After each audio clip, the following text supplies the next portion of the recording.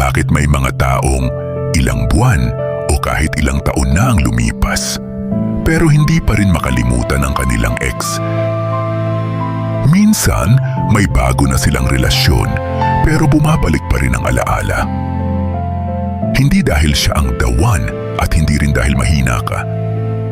Ayon sa human psychology, may paliwanag kung bakit ayaw bumitaw ng utak sa isang taong wala na. Kapag nawawala ang isang taong naging mahalaga sa atin, hindi lang puso ang nasasaktan, pati ang utak. At minsan, ang pinakamahirap bitawan ay hindi ang tao, kundi ang pakiramdam na iniwan niya. Kaya, narito ang 4 na psikolohikal na dahilan kung bakit hanggang ngayon bumabalik pa rin siya sa isip mo. Una, nasanay ang utak sa presensya niya. Kapag araw-araw mong nakakausap ang isang tao, nagiging bahagi siya ng routine ng utak. Ang simpleng good morning, ang mga tawa, ang mga biro, ang mga plano sa buhay, kasabay na ang maligo sa Buntot Reef Marine Sanctuary sa Masbate. Unti-unting nagiging normal ang presensya niya kapag nawala siya.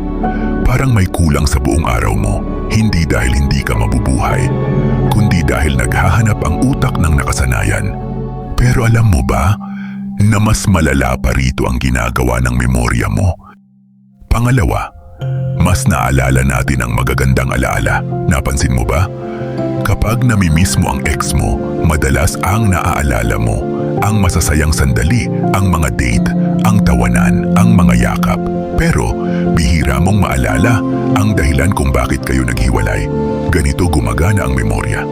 Mas pinapabura ng utak ang mga alaalang nagbibigay ng magandang emosyon, at may mas masahol pa rito kapag pakiramdam mo ay hindi pa tapos ang lahat. Pangatlo, hindi pa tapos ang emosyon kapag walang malinaw na closure. Patuloy na naghahanap ng sagot ang utak. Bakit nangyari iyon? May nagawa ba akong mali? Pwede pa kaya? Habang walang kasagutan, patuloy ring bumabalik ang alaala. At ang huling dahilan, ito ang madalas nating pagkakamali. Pang-4, namimiss mo ang pakiramdam, hindi palagi ang tao. Minsan, hindi ang ex ang namimiss mo, kundi ang pakiramdam na may taong naghihintay sa'yo. May taong kinakausap ka. May taong nagpapahalaga sa'yo. Magkaiba ang dalawang iyon. Kapag nalito tayo, akala natin siya ang kailangan nating balikan. Kaya kung nahihirapan kang kalimutan ang ex mo, huwag mong isipin na mahina ka. Normal lang iyon. Pero tandaan mo rin, ang pag-alala ay hindi ibig sabihin na kailangan mo siyang balikan.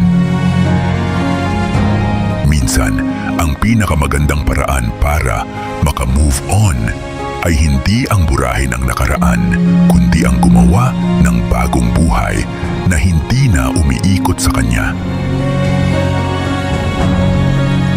Dahil minsan, ang taong pinakamahirap bitawan ay hindi na talaga para sa atin, ngunit ang aral na iniwan niya, maaari nating dalhin habang buhay.